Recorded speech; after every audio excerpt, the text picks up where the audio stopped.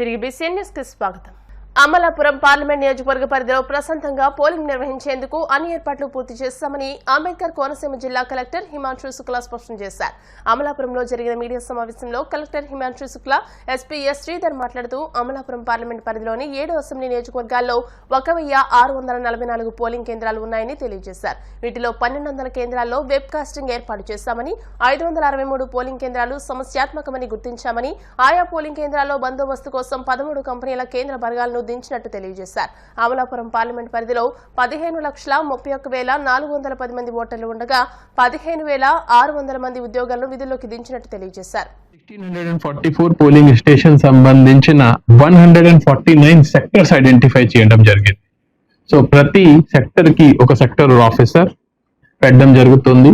ఈయన second line of defence, అంటే polling staff ఏమైనా తప్పు చేస్తే నెక్స్ట్ లేకపోతే ఏమైనా పోలింగ్ స్టాఫ్ కి ఇబ్బంది ఉంటుంది. ఒక రకంగా చెప్పాలంటే this is like a big festival of democracy. సార్వత్రిక ఎన్నికలను పురస్కరించుకుని కాకినాడ జిల్లాలో అన్ని ఏర్పాట్లు పూర్తి చేసినట్టు కాకినాడ జిల్లా ఎన్నికల అధికారి జిల్లా కలెక్టర్ జె నివాస్ తెలిపారు.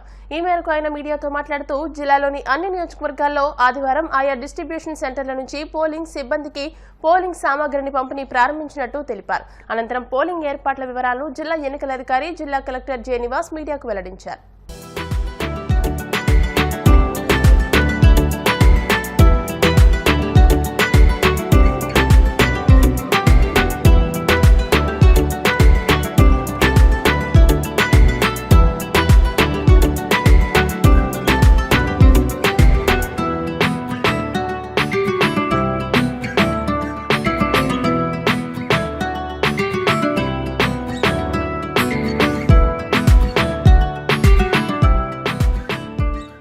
కాకినాడ జిల్లాలో మనం జరగబోయే ఎన్నికలకు సంబంధించిన ఏర్పాట్లు అన్నీ కూడా పూర్తి చేసాము.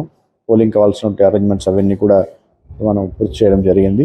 రేపు ప్రతి కాన్స్టిట్యున్సీ వద్ద డిస్ట్రిబ్యూషన్ అరేంజ్మెంట్ అనేది మనం చేశాము. సో ఈ డిస్ట్రిబ్యూషన్ రోజున వాళ్ళకి వెళ్తున్నటువంటి పోలింగ్ స్టాఫ్కి ఈవీఎంలు మరియు మెటీరియల్స్ అవన్నీ కూడా పోలింగ్ స్టాఫ్కి రేపు ఇవ్వడం జరుగుతూ ఉంది. అక్కడి నుంచి వాళ్ళకి కావాల్సినటువంటి వెహికల్స్ అండ్ అవన్నీ కూడా ఏర్పాటు చేసాము. వాళ్ళు అక్కడ నుంచి తమ పోలింగ్ స్టేషన్స్కి వెళ్తారు. వెళ్తున్నటువంటి సిబ్బందికి కావాల్సినటువంటి వసతులు ఏవైతే ఉన్నాయో దానికి కూడా సెక్టర్ ఆఫీసర్స్ అందరినీ వాళ్ళని మనం విజిట్ చేయించి అక్కడ పోలింగ్ స్టేషన్లో వాళ్ళకి కావాల్సిన సౌకర్యాలన్నీ కూడా ఏర్పాటు చేయడం జరిగింది.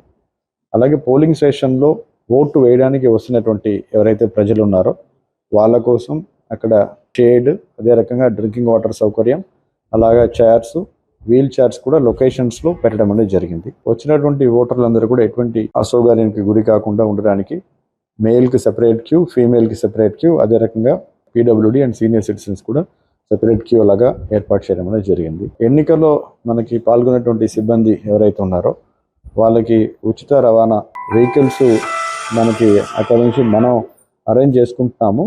పోలింగ్ పార్టీస్కి అదే వెహికల్ వాళ్ళ డిపోలో పొద్దున్న ఎక్కితే ఫ్రీగా రావచ్చు.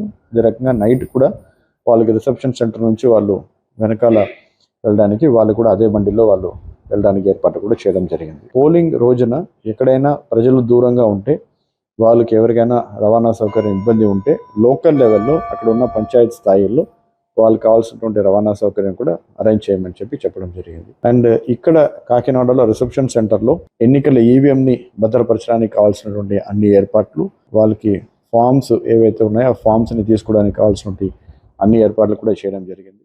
సాధారణ ఎన్నికల నిర్వహణలో భాగంగా కాకినాడ జిల్లాకు వచ్చిన 8 మంది శిక్షణ ఐపీఎస్ పోలీస్ అధికారులు శిక్షణ కలెక్టర్ హెచ్ఎస్ భావన, జిల్లా ఎస్పీ ఎస్ సతీష్ కుమార్ తో కలిసి గురువారం కలెక్టరేట్ లో కలెక్టర్, జిల్లా ఎన్నికల అధికారి జె నివాస్ ను మర్యాదపూర్వకంగా కలిశారు.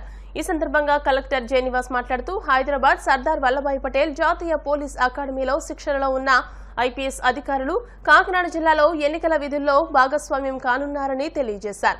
కాకినాడ జిల్లా సార్వత్రిక ఎన్నికల నిమిత్తం చేసిన ఏర్పాట్లు, పరిపాలన, భద్రతాపరమైన అంశాలను కలెక్టర్ జె నివాస్, జిల్లా ఎస్పీ ఎస్ సతీష్ కుమార్ శిక్షణ ఐపీఎస్లకు ఈ సందర్భంగా వివరించారు. ఈ ఎన్నికల సందర్భంగా జిల్లా అధికారులు, సిబ్బంది నిర్వహించే విధుల్లో వీరంతా స్వయంగా పాల్గొని పలు అంశాలపై అవగాహన పెంపొందించుకోనున్నారని కలెక్టర్ నివాస్ తెలియజేశారు. తూర్పుగోదావరి జిల్లాలో పోలీసులు భారీగా నగదును స్వాధీనం చేసుకున్నారు. నల్లజర్ల మండలం అనంతపల్లి వద్ద లారీ ఢీకొట్టడంతో టాటా ఎస్ వాహనం బోల్తా పడింది. ఆ వాహనంలో తవుడు బస్తాల మధ్య 7 అట్టపెట్టెల్లో నగదు పెట్టి తరలిస్తున్నట్టు స్థానికులు గుర్తించి పోలీసులకు సమాచారం అందించారు. పట్టుబడిన మొత్తం సుమారు 7 కోట్లుగా సమాచారం అందుతుంది. వాహనం విజయవాడ నుండి విశాఖ వైపు వెళ్తుండగా ఈ ఘటన చోటు చేసుకుంది.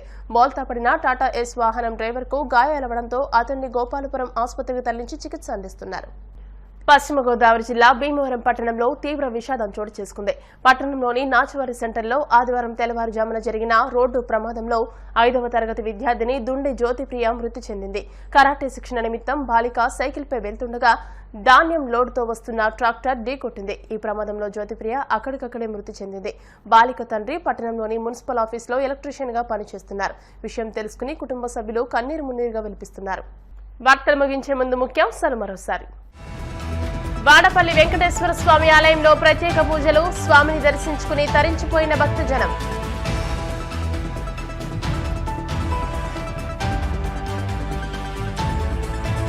ఎన్నికల పోలింగ్ విధానంపై దిశానిర్దేశం చేసిన ఏపీ ఎన్నికల ప్రధానాధికారి ముఖేష్ కుమార్ మీనా మావోయిస్టు ప్రభావిత ప్రాంతాల్లో ప్రత్యేక భద్రత కల్పించినట్టు స్పష్టం.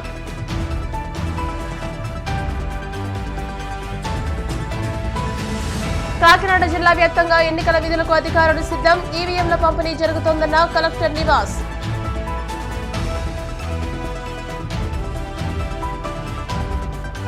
తూర్పుగోదావరి జిల్లాలో భారీగా నగదు పట్టివేత, టాటా ఎస్ వాహనం బోల్తా కొట్టడంతో బయటపడ్డ నగదు పెట్టెలు. ఈ వార్తలు ఇంతటితో సమాప్తం. మరిన్ని వార్తా విశేషాలతో నెక్స్ట్ బులెటిన్లో మళ్ళీ కలుసుకుందాం. అంతవరకు సెలవు, నమస్కారం. చూస్తూనే BCN న్యూస్.